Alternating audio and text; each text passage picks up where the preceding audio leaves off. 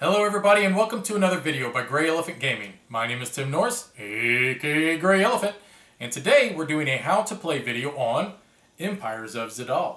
This is currently on Kickstarter, and the purpose of this video is to show you setup all the way to in-game victory conditions. Without further ado, let's get it on. The first thing you'll do in Empires of Zidal is fill the marketplace full of gems. We have our tray of all the different types of gems. The red, blue, green, yellow, and purple. Place them and fill the market all the way up to the number 4 slot. Next, take your other tray that contains all the medals for each of the 5 guilds and place it right above the tray with all the gems. Next, set up the worker market with the cards from the game. Depending on how many players there are determines how many cards will be used. For instance, this card would only be used as long as there are 3 or more players in the game. This card would only be placed if there were 4 or more. However, the example we're going to use is for the cards for only 2 players. You're going to take all the cards for the 2 players and you're going to place them in the 6 spaces here that I'm pointing at, which will create 6 stacks of 8 workers. Now that the worker marker has been set up, the next thing you're going to do is find the rest of the children cards that have the number of players listed up in the top right hand corner. Take that stack of them and place them on the board right there as such. Now you're going to set up the building market. The building market, just like the worker market, you're going to go through the cards and you're going to look for the number of players plus. In this demonstration, we're only going to use the buildings that have the 2 plus. Take them and create equal stacks over here in the building market. Next, each player will be given their starting cards, which will consist of 2 silver workers, 1 sapphire digger, 1 amethyst miner, 1 topaz excavator, 1 ruby prospector, 1 emerald dredger, and 3 children. Whenever you create the workers market, there's always an equal amount of cards left over as there are members playing the game. In this case, we have 2 workers that were left over that were not placed inside the worker market. Turn them upside down, shuffle them, hand 1 to each player. Each player then can determine, do they want to keep this worker or do they wish to discard it? If you do decide to keep this worker, take 1 child from your hand and immediately discard him on top of the child stack. Locate it there, and then add whichever respective card was dealt to you to your hand. Now we're ready to play Empires of Zidal. Just like any deck builder game out there, you're going to take your 10 starting cards, turn them face down, shuffle them, and then each turn you're going to draw 5 cards off the top of your deck.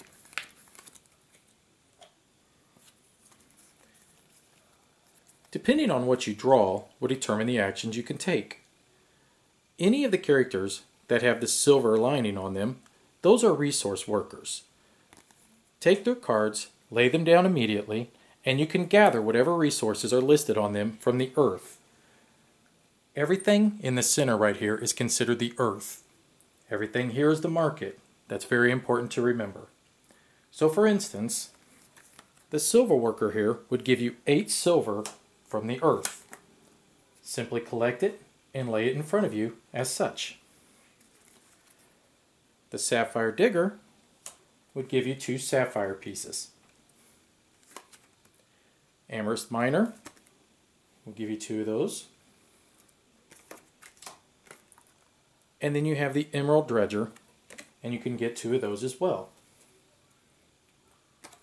These cards could be put in your discard pile, and then we're going to take a look at the last card that was in your hand.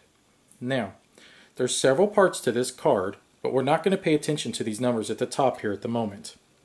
All we're going to focus on are these 2 boxes, and the reason is because this card is already in your hand.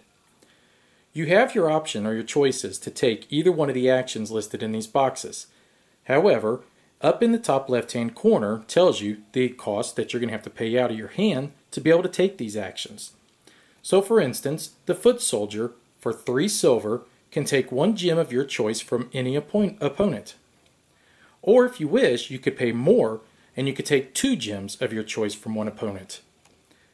Up here in the top right hand corner tells you how many victory points he is worth. So in the Soldiers Guild or in the Military Guild, he would give you 2 medals for the military. However, at the start of the game, there would be nobody else that would have gems, so therefore, he would just be placed in your discard. However, your turn is not up. All the resources that you gathered now can be used to try to purchase other people from the worker market. However, there is a slight problem. You must have a child in your hand to be able to recruit a worker. That's what the children are for. They instantly grow up, you put them to work, just like any other game like Stone Age. You can also look at the buildings here and see if you can purchase any of those. The way that you purchase buildings or workers, let's say you did have a child in your hand. You just look at the top card on the stack, and all we're going to look at are the numbers and the gems up here at the top. For instance, this one would require 1 red, 1 blue, and 3 green. This is how many instant victory points you would gain from the Magic Guild.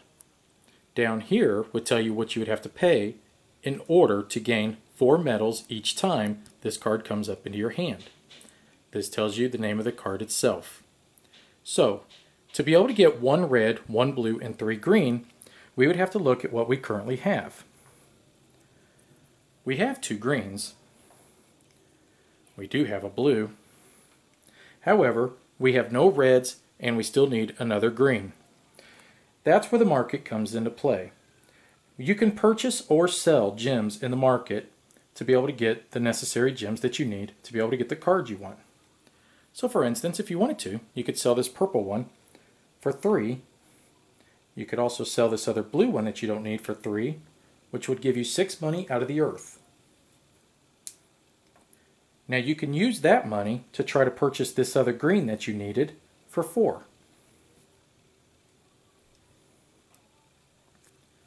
Last but not least, you're still missing 1 red. The red would also cost you 4.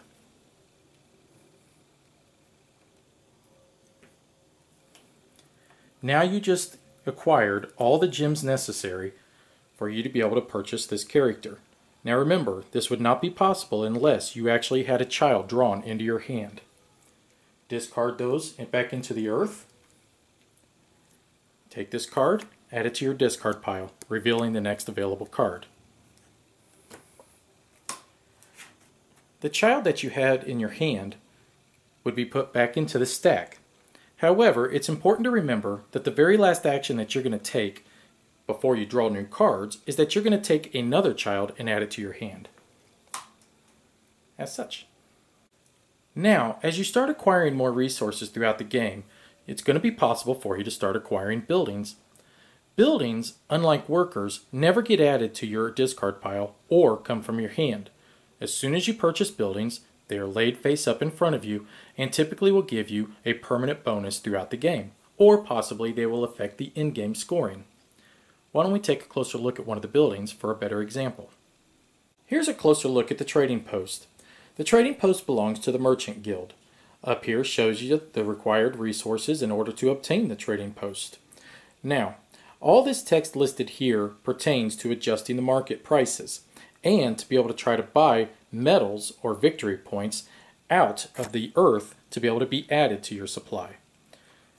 This would be, if purchased, laid face up in front of you so that all these actions that you can take place and take advantage of could be used immediately. For instance, the merchant. Let's take a close look at her card because this building here would immediately impact her ability.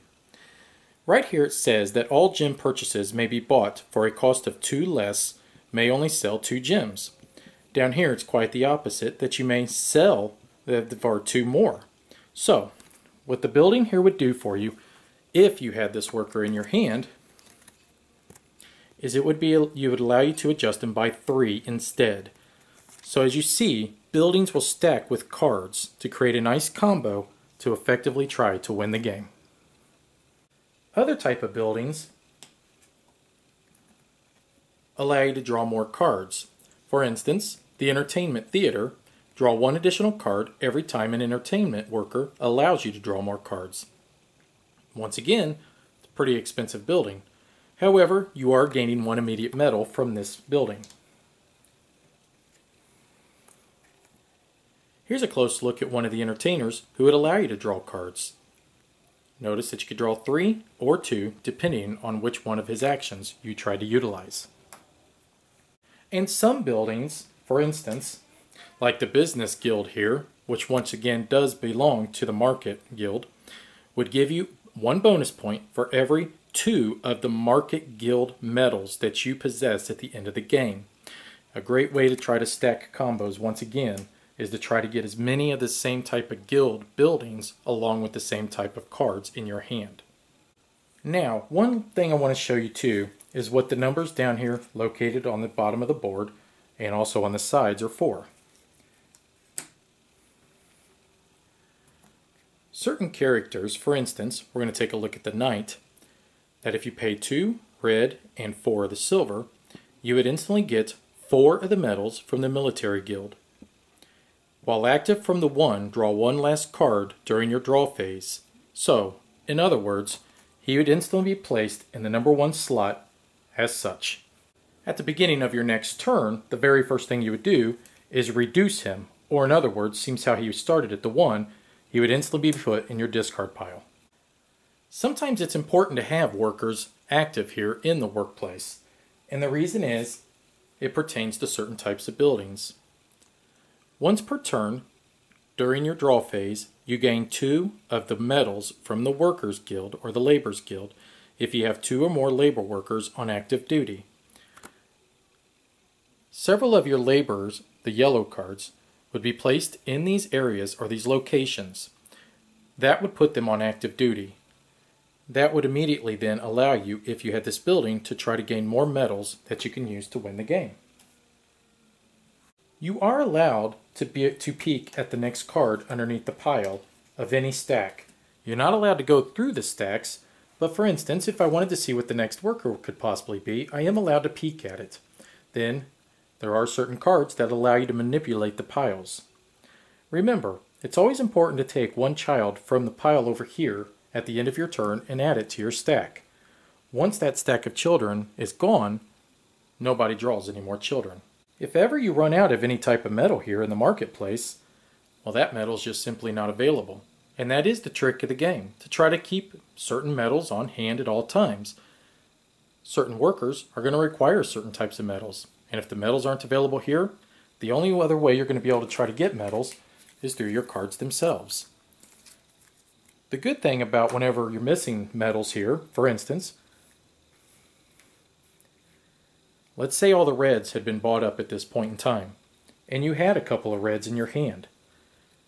Turning around and selling these would gain you the value listed above the gem. So, selling these 2 reds would immediately get you 23 silver from the earth that you could use to try to purchase other metals. The game continues until finally all the medals out of one of the guilds has been removed or taken, emptied.